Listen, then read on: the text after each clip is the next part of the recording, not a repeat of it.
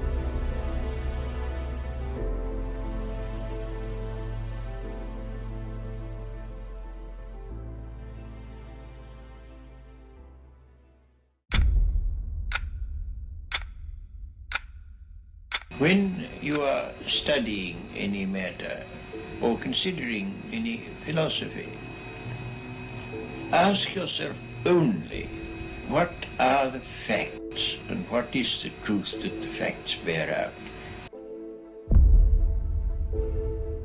The capacity to know and think is innate in all of us. It enables us to reason about things. It is in our minds that we grasp the truth about the world and the things that exist in it.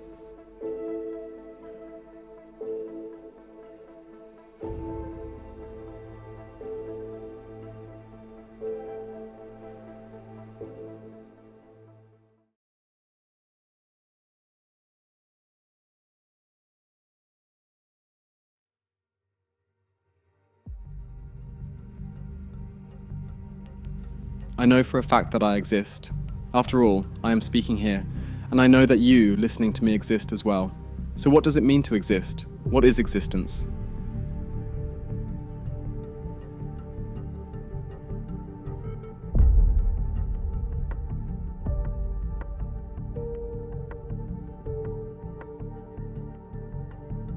I am here. You are here. We are in this shared reality, therefore I am real and I exist. And you, hearing my voice, or seeing these words in your mind are also real and you exist. But this leads us further to these questions: what am I? What are you? How do we understand one another? And if to exist means to come forth or appear, then from where have we come forth? What caused us to be? To answer what I am and what you are, we must understand our nature. And to understand nature, we must understand essence. Essence is the answer to the question, what is it?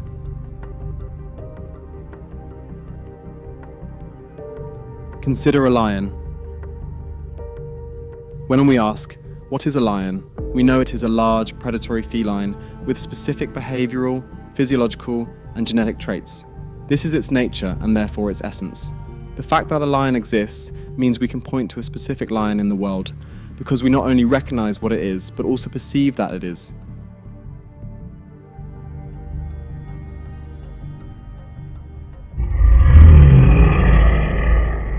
Next, consider the concept of a dragon.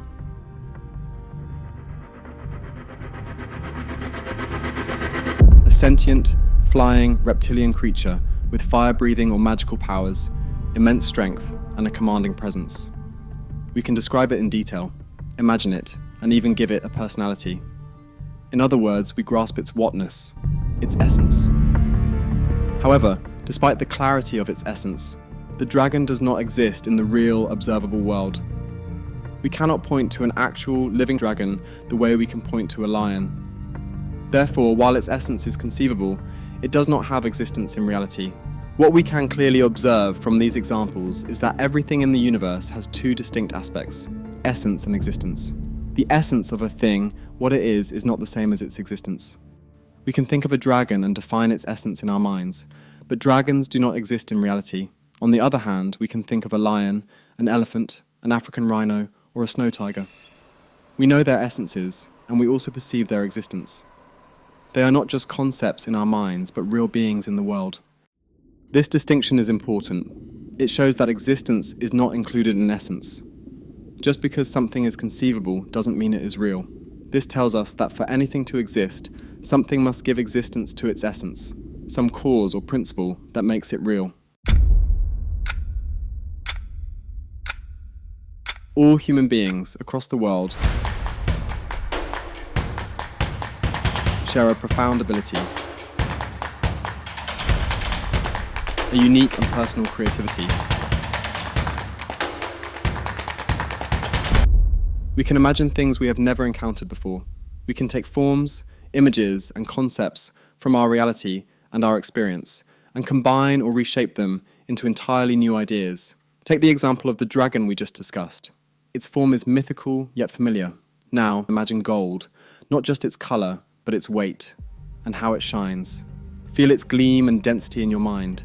Next, try imagine a dragon whose entire body and wings are made of gold. Picture its fire, burning not red, but a blazing golden flame. You've now created in your mind something that has a clear essence, a golden dragon, but which does not exist in reality. This imaginative act shows that our minds can form essences without needing those things to actually be. But the question still remains. A curious thing about this simple task is that although we all received the same input, the words dragon and gold, each one of us imagined an entirely unique image of a golden dragon. This is because of the personal and varied ways each person's imagination, memory, and experience operates. Our minds can abstract universal ideas from the terms dragon and gold.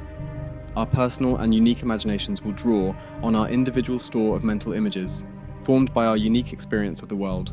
Thus, when a person combines dragon and gold into a single imagined being, the result is more than just an intellectual combination. It becomes a deeply personal synthesis, one that reflects their own interior world, shaped by culture, memory, and emotional associations. This remarkable ability to take abstract concepts and shape them into something vivid, rich, and new raises an even deeper question. Where does such creative power come from? How did we come to possess this faculty for combining universal forms into unique inner images? This imaginative power reveals something extraordinary. The human mind is not confined to what is merely given. It does not just respond passively to the world. It actively processes, rearranges, and even generates new possibilities. We receive knowledge from the world around us through our senses, through education, and through the sciences. And from this raw material, we build, combine, and innovate. From what we observe, we extract concepts. From those concepts, we form judgments. And from judgments, we imagine new forms, new creatures, new tools, new poems, new machines. In this way, the mind reaches beyond the immediate and perceivable toward what could be. And yet, for all its power, this capacity has limits, no matter how vivid or detailed the golden dragon in my imagination may be. No matter how deeply I wish to see it take flight or breathe fire, it will not emerge into the world. Why is that the case? Because the human mind, though capable of rearranging forms, does not create being itself. It operates within the boundaries of what already exists. All our inventions, paintings, poems, spacecraft, and algorithms are reconfigurations. We do not create matter from nothing. We reshape what has been given to us. We are makers, not creators in the deepest sense. We build from blueprints, but we do not generate the fabric of being. that thoughts alone do not confer reality upon these things. So now, if we turn our attention back to the things that do exist, like the lion, the elephant, the trees outside, or even ourselves, we are confronted by a different kind of question. These are not just concepts in the mind, they are essences that actually exist in reality.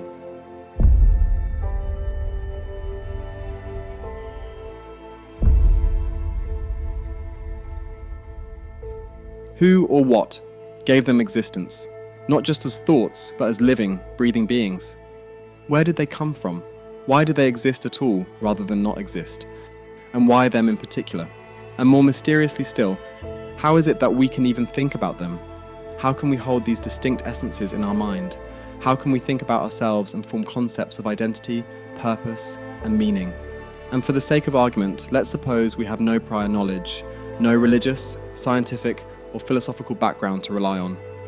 Let's pretend we are asking these questions for the first time, seriously and honestly. Let's not jump to the answer until we have earned it.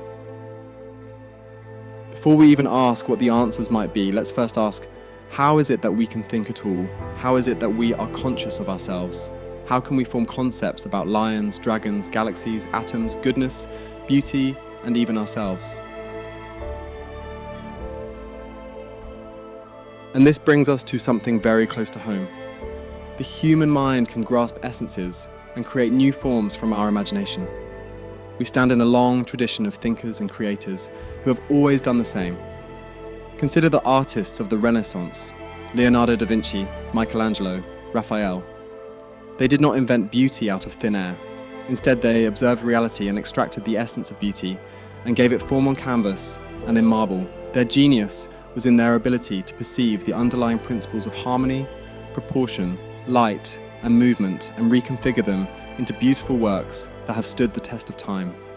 In the same way that we imagined a golden dragon, by combining forms we already know, the masters combined anatomical study, geometry, and light into creations that move us centuries later. They showed us that to create is to participate in something deeper, to reshape what we know and see using principles that govern beauty. So let me ask again. Before we even ask what the answers might be, let's first ask, how is it that we can think at all? How is it that we are conscious of ourselves? To begin answering, we turn to a famous line in the history of philosophy. We hear this phrase often. Many people quote it as the starting point for understanding ourselves. Rene Descartes, a 17th century French philosopher, is famous for formulating this idea. It is one of the core statements of Western philosophy. Descartes was on a quest to find something that could not be doubted, a starting point so certain that all other knowledge could be built upon it. In his search, he doubted everything, his senses, the physical world, even mathematics. But in the midst of all his doubt, he realized one thing could not be denied, the very fact that he was doubting. Doubt, after all, is a form of thinking, and if he was thinking, he concluded, then he must exist, at least as a thinking being. From this he coined the famous Latin phrase, cogito ergo sum, I think, therefore I am. This, he claimed, was the first truth. But is it really the first truth? I think, therefore I am. At first glance it sounds solid, but there's a problem lurking underneath. If we slow down and use common sense, we can see the logic is reversed. In order to think, one must first be. Thought is an activity that presupposes a being who performs it. It is not human thought that gives rise to existence. It is existence that makes thought possible in the first place. Descartes, in his pursuit of certainty, tried to build existence out of thought. But what he overlooked is that our ability to think is itself a sign that we already are. It is a consequence, not a cause. We don't think ourselves into existence. We are given existence, and through that gift we discover our ability to think. So if we were to correct his statement using plain reason, we should say,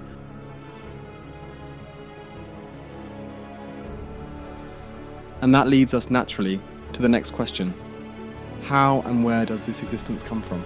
If to exist means to come forth or stand out from something, as we saw earlier, then we must ask, from what have we come forth? Who or what brought us into being? Let's approach the premise afresh. If I exist and I did not bring myself into existence, then what did?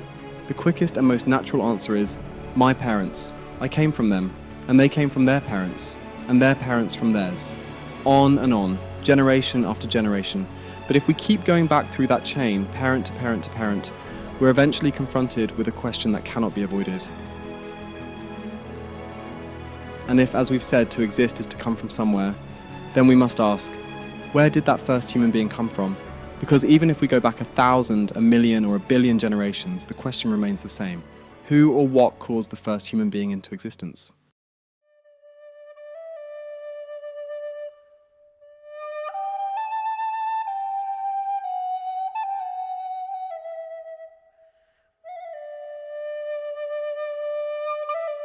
From the example of the golden dragon, we have seen that the universal concepts of things as they exist in reality and the formulation of new concepts from them are shaped by each person's unique interior images and experience of the world, and yet all are valid results of the same shared rational and imaginative faculties, none superior to the other, a unique variation of intellectual concepts. Though the golden dragon may not exist in the world, its image arises from combining elements into something new. This simple act reveals something profound, that different individuals, communities, and nations will inevitably form diverse and different ideas about being, truth, and essence, yet all do so through the same universal human capacity for reason and imagination. Across the world, cultures have pondered the question of where the first human being came from in remarkably different ways. Their answers, passed down in myth, story, and ritual, reflect not just cultural variation, but a shared existential inquiry. In all these stories, all cultures are doing the same fundamental thing, grappling with the mystery of being. Each myth is different in texture, language, and symbol, but all are expressions of the same deep longing to understand how and why we exist. They show that wherever human beings are found, on mountains, islands, plains, or forests, they wonder, they question, they imagine. They tell stories not merely to entertain, but to explain existence in a way that unites their understanding of the world with their experience of life. We see that every culture intuits. We did not bring ourselves into being. There is something or someone beyond us, before us, and responsible for the fact that we are. Creation beliefs do not remain mere stories. They evolve into religions, shape rituals, legitimize moral codes, and bind communities together in shared identity and purpose. These narratives speak not only of how life began, but also of how it ought to be lived.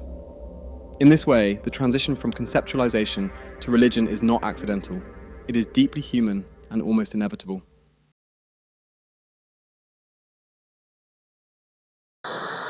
I presumed that we British, we were the good guys, and we were trying to beat the bad guys.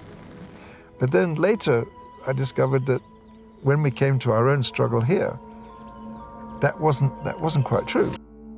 And at this point, we need to make a very crucial distinction between the organic religious and cultural practices among peoples of every nation and the forced, brutal imposition of European Christian and Arab, Islamic imperial culture, which often led to the demonization and dehumanization of other people's cosmologies and ways of being. Family of man, with the white man up at the top and all other colors lower down, the Asians in the middle, and at the bottom, black people. Then on the lowest rung were the San, for example, referred to as Bushmen. There were all manner of theories intended to prove this. Theories now seem as unscientific, of course, but back then, they were considered scientific fact.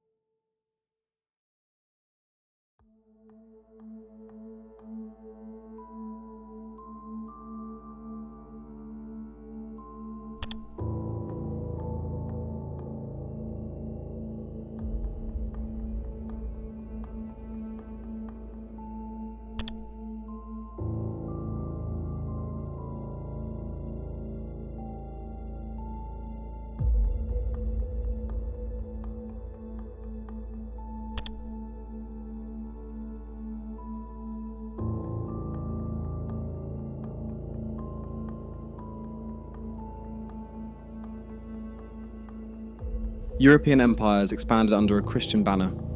Missionaries, based on their own cultural perspective, frequently ranked indigenous cosmologies on a moral ladder that placed European culture and traditions at the top, while assigning all other traditions a status somewhere between error, savagery, or demonic influence. For instance, the Yoruba tale of Obatala moulding humans from clay was degraded as primitive pottery folklore. However, this concept is eerily similar to Middle Eastern Mosaic creation story. Similarly, Arab Islamic empires, expanding from the 7th century onward, often imposed Arabic language, law, and religious systems on vast non-Arab populations, from North and East Africa to Persia and South Asia.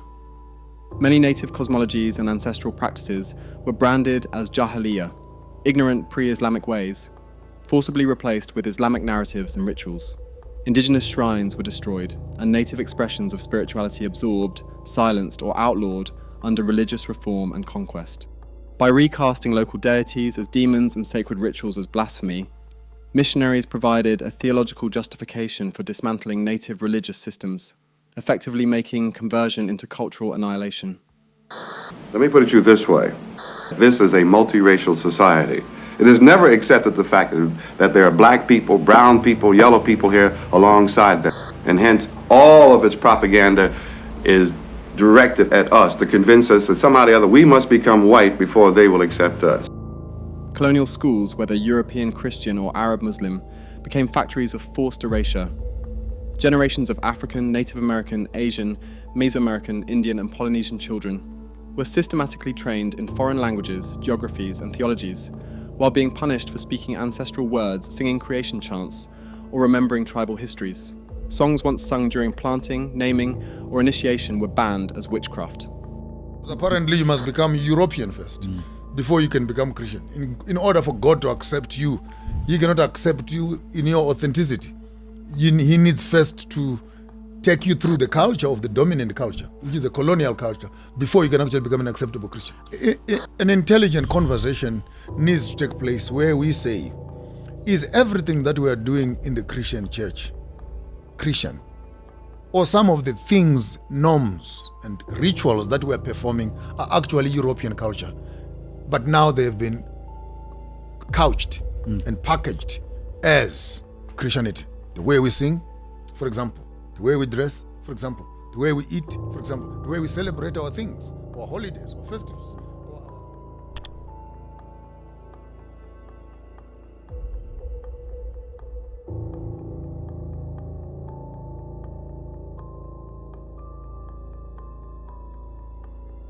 Colonized peoples were not only silenced but accused of having no historical, philosophical, or theological ideas at all. Their capacity for metaphysical insight effectively denied. Their own historical artifacts stolen and stored in foreign museums. This was not just missionary zeal, it was civilizational gaslighting, and it paved the way for theft of land, labor, independently conceptualized life, and human dignity.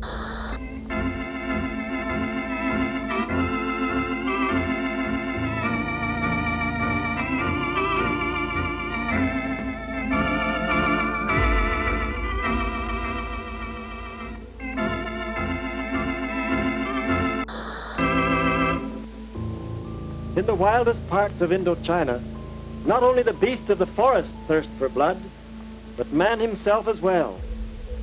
We call our primitive people jungle blood hunters, for they continually offer the blood of animals to appease the demons. We found ourselves on the border of this vast tribal empire. These many scores of primitive tribes had never had one ray of gospel light. And we settled in a little strategic town called Banmituit. Here we were surrounded by many wild animals and hundreds of thousands of these semi-savage tribespeople. A common objection raised by some Christians is Psalm 95:5, "For all the gods of the Gentiles are demons." But this verse must be understood within its context. This is a text written by an ancient Judean king, addressing his covenant community during a specific moment in history.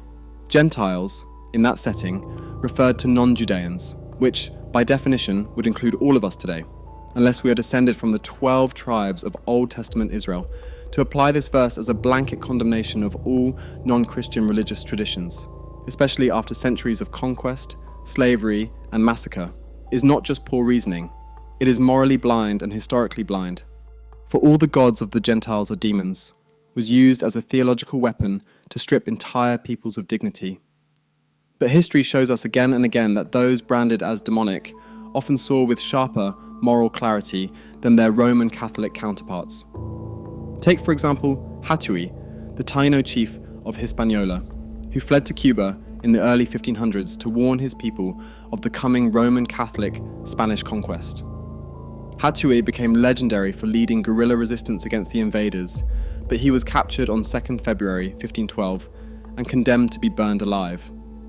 Before the execution, a Catholic priest urged him to accept baptism so that he might enter heaven. Hatui paused and asked whether the Roman Catholic Spaniards, the ones who had enslaved, tortured, and murdered his people, also went to this heaven. When the priest answered yes, the chief, without further thought, said that he did not want to go there but to hell, so as not to be where the Catholic Spaniards were and where he would not see such cruel people. Hatui's defiance turns the demonic branding back on itself. What could be more demonic and twisted than the brutality of genocide, theft of land, segregation, and enslavement of entire peoples? What is more twisted and demonic than the cruelty of those who preach heaven while creating hell on earth for others? For all the gods of the Gentiles are demons. How would such an interpretation sound to the millions of Africans murdered or maimed under Belgian Roman Catholic rule in the Congo, whose hands were severed for failing to meet rubber quotas, often in the shadow of a church? Between 1885 and 1908, under King Leopold II, the Congo Free State was turned into a vast forced labour camp. The land and the people on it were treated as personal property. Villages were razed, children were kidnapped as collateral, and entire communities were mutilated, hands chopped off, women raped, and men executed.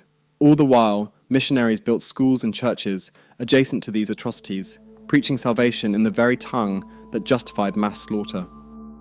Think about it.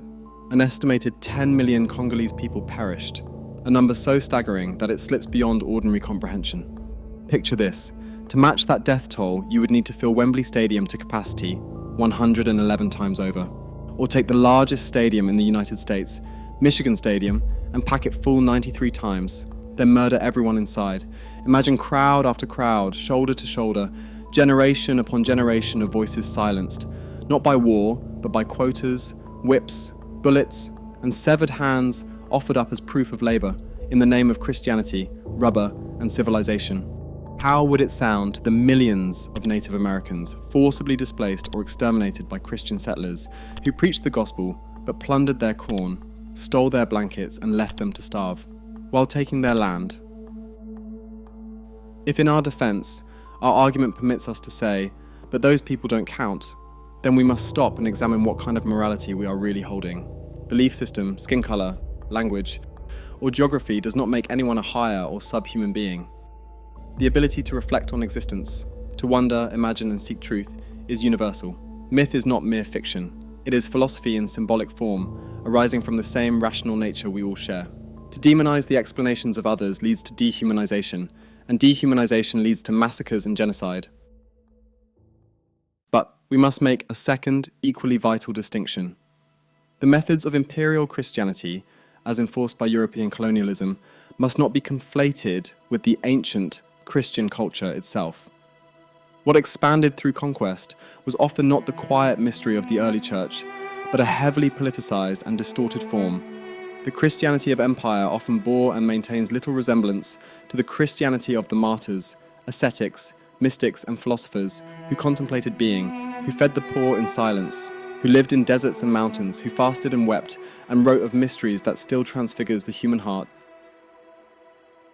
To confuse European imperial distorted Christianity with original Christianity is to mistake the crown and colonizers for the simple Christian truth and culture.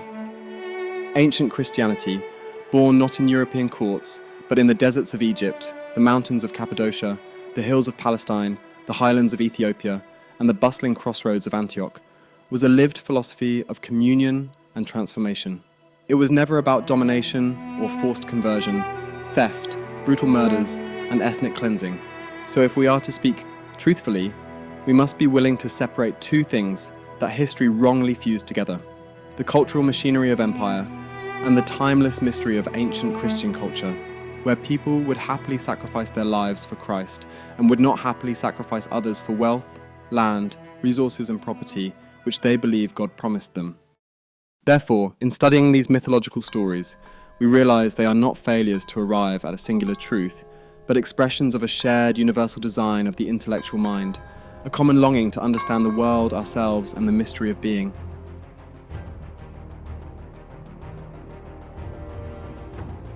The forms may differ, but the human impulse behind them is the same. Though our interior images are shaped by place, time, and memory, what they point to, truth, being, order, goodness, is not confined to any one tradition.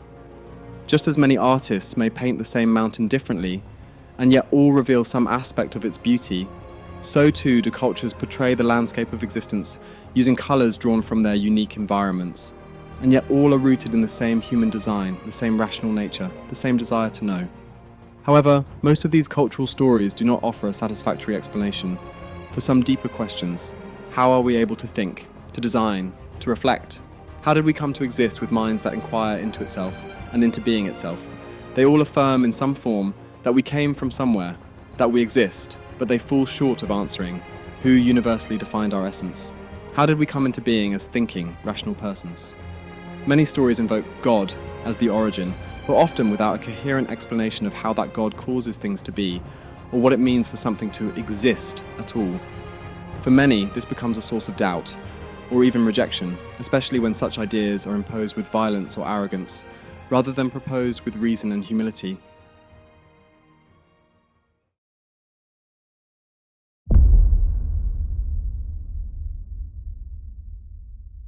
Science is more than a body of knowledge. It's a way of thinking, a way of skeptically interrogating the universe with a fine understanding of human fallibility.